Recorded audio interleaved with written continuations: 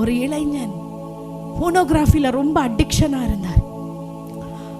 அவரால் அந்த தவறான படங்களை பார்க்கறதுல இருந்து வெளியே வர முடியல. வெளியே பார்த்தா நல்ல ஒரு இளைஞன், நல்ல சபையில, நல்ல ஒரு வெளி தோற்றத்துல நல்ல ஒரு இளைஞன். ஆனா அவருடைய தனிப்பட்ட அந்தரங்க வாழ்க்கையிலேயோ அடிமைத்தானா.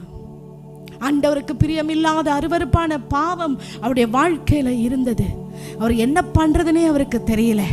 ஒரு நாள் ஆவியானவர் இந்த வசனத்தின் மூலமாய் அவரோடு கூட பேசினார். லிட்ரலி நான் நார்த் இந்தியாவுக்கு போகும்போது அந்த மகன் என்னோடு கூட வந்து பேசினார். நான் செய்தி கொடுத்து முடிந்ததுக்கு அப்புறமா, ஆண்டி நான் உங்ககிட்ட பேசணும். சின்ன பையன், ரொம்ப அழகாக நேர்த்தியாக ஒரு வர்ஷிப் டீம்ல இருந்தார்.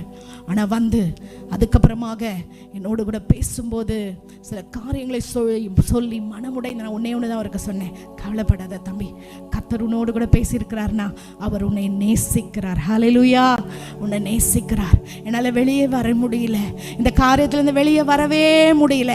நான் ஒரு முகமூடியை போட்டுக்கொண்டு வெளியில் இருக்கிறேன், சபையில் இருக்கிறேன். ஆனால் என் தனிப்பட்ட வாழ்க்கையில் இந்த பாவமானது என்னை அப்படியே இழுத்து என்னை குற்ற உணர்ச்சினால நான் இருக்கிறேன் என்று அந்த வாலிபன் சொன்னபோது நான் சொன்னேன், உன்னை என்னாலையும் உதவி செய்ய முடியாதுப்பா, உன்னாலையும் உனக்கு உதவி செய்ய முடியாது, யாராலையும் உதவி செய்ய முடியாது. ஆனா உனக்கு உதவி செய்ய ஒருவர் இருக்கிறார், அவர் தான் பரிசுத்த ஆவியானவர். அவர் உங்களுக்கும் எனக்கும் கொடுக்கப்பட்டவர். நான் சொன்ன தினமும் ஒரே இடத்துல வந்து உட்கார்ந்து 5 நிமிஷம் 10 நிமிஷம் அவரை நோக்கி கூப்பிடுப்பா, இயேசுவே எனக்கு உதவி செய்யும், ஆவியானவரே எனக்கு உதவி செய்யும்னு கேளுப்பா அப்படின்னு நான் சொன்னேன்.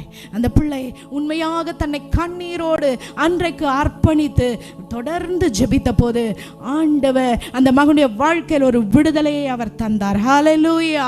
இன்றைக்கு அதே சபையில வல்லமையாய் ஊழியம் செய்கிற ஆண்டவர் அந்த மகனை அநேக வாலிப பிள்ளைகளுக்கு கர்த்தர் பயன்படுத்துகிறார்.